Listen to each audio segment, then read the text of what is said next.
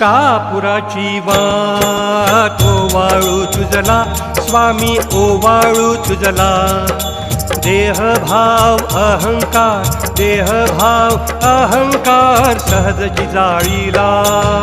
कापुराची वाट ओवाळू तुझला स्वामी ओवाळू तुझला देहभाव अहंकार सहजची जाळीला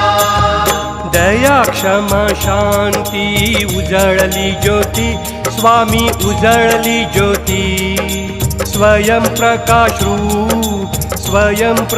रूप स्वामी देखिली मूर्ती